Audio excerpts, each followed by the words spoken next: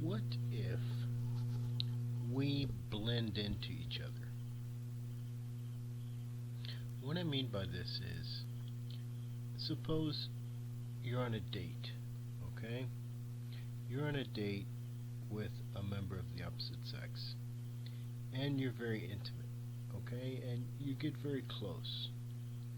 Now, later on, you break up with that person, and you each lead separate lives.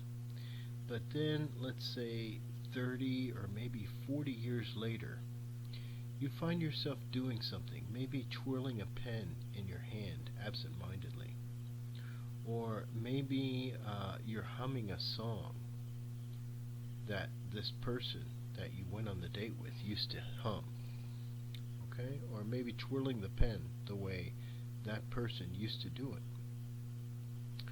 There's certain things that we do unconsciously, I believe, because of a relationship with someone else. So what I mean by that is, just consider if you're close to anyone, okay, even a friend in grade school when you're a child, let's say 8 years old, you have a close friend. I believe, this is my theory, that that closeness, that friendship changes you and puts you on a different path than you otherwise would be in your life. You become a little tiny bit of that person. That person stays with you and changes your identity a little bit, a tiny bit.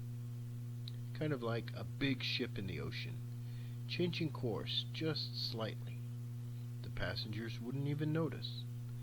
But years later, okay, if that ship continues on that altered course, it's going to end up somewhere very different than it otherwise would have been. Okay? Now, there are all kinds of theories you can read about collective consciousness. Okay? Emil Durkheim is one. There's another guy named Antonio Gramsci. All right? Now, these are political ideas. Okay? But what I'm talking about is something much more subtle, much more gentle. And it really began to occur to me after my wife passed away in 2007. And I really felt as if part of me, like maybe my left arm, or maybe my leg from the knee down, was gone. A part of me was gone. And I really felt as if a part of her was kind of flailing about as if falling, as if the rug had been pulled out from under her. Part of her was kind of trapped in me. And it felt like that. And I started talking to other widows and widowers, people who'd lost their spouse, and they echoed that kind of feeling, that there was a disorientation, that something should be there that isn't. And it really struck me as similar to somebody who loses an arm. And it's sad, but there's a lot of Americans who have lost arms and legs because of all the wars we've been in recently. And it's not difficult to find some of these people and talk to them about their experience, and they feel that same kind of thing, that it should be there. When they wake up in the morning, before they're fully awake, they feel like their legs are there, and then they realize their legs are not there. And it's the same thing with losing a spouse, okay, if you're very close. There's something that should be there that's almost there. It's kind of like when you live with somebody and they walk out of the room and they're in the kitchen. And you can't see them, you can't hear them, but you know that they're there because you know they're there. It's kind of like that, except when you lose a spouse, they never reappear. Okay. Except maybe in your dreams or something. But that started me thinking, now here's some things to think about, okay? Whenever you kiss somebody, I believe, I don't have any sources to cite, but I believe that I've read that you share microorganisms, okay? There's certain microorganisms that live in your saliva, live in your gums and etc. And these get kind of sort of mixed about in a kiss. Okay, also, if you're very intimate with somebody, there's a certain species of mite that lives in your eyelashes. There's all these microorganisms that you have. Some are parasitic, okay, and others are just part of your being that I believe get mixed up in the other person when you're intimate with somebody, when you're close with somebody. That could be even very close, slow dancing, okay? It doesn't have to be anything more than that. It's just something very intimate that you share with somebody. Going on a camp out with somebody and you share clothes. I mean, it could be something as similar as that. You let somebody borrow your sleeping bag, or you let somebody borrow your socks. I mean, it's just an intimacy that I'm talking about, in which these microorganisms can get shared back and forth. Now, consciousness, that is your identity, that feeling of you, okay, and the continuity that you have of memory that goes back. I have a continuity of memory that goes back before my 4th birthday, okay? So I'm aware of me being the same person all that time, and now I'm 54, so that's a 50-year continuity. Now all the cells in my body have changed in that time, but I am still me. I've talked to people who are in their 80s who also have this shared continuity of consciousness, okay? So if our consciousness doesn't lie in the electrical patterns of our brains, then what is it? It's some kind of connected to the life force that's a part of us.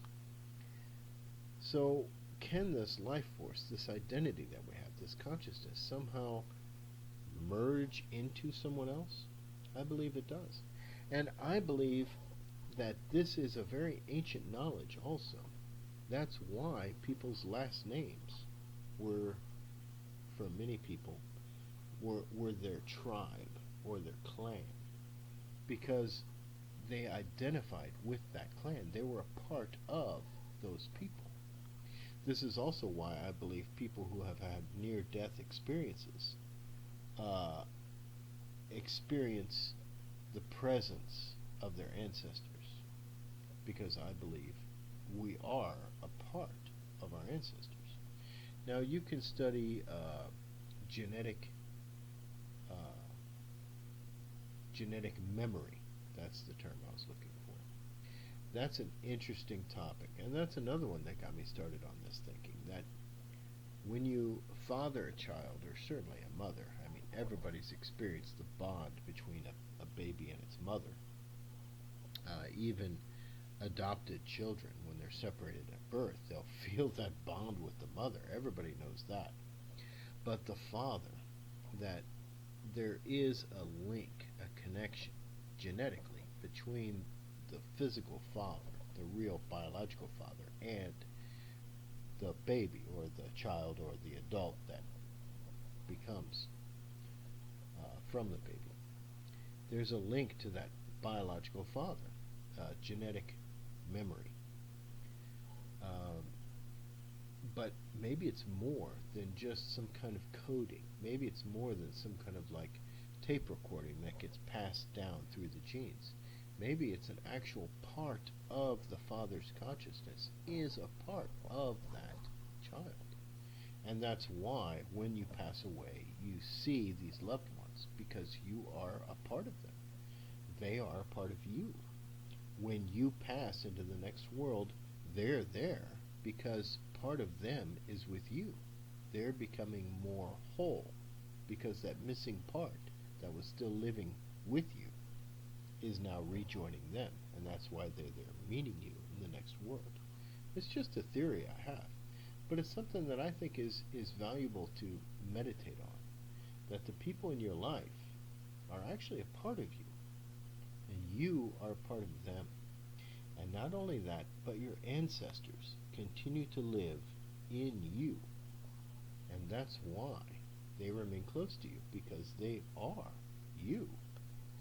So not only is your current identity who you are, why you do the things you do, why you make the choices you do, because of the friends, the close friends that you've had in your life, but also your genetic ancestry. It's something to think about. Well, take care. Hope you're having a good day.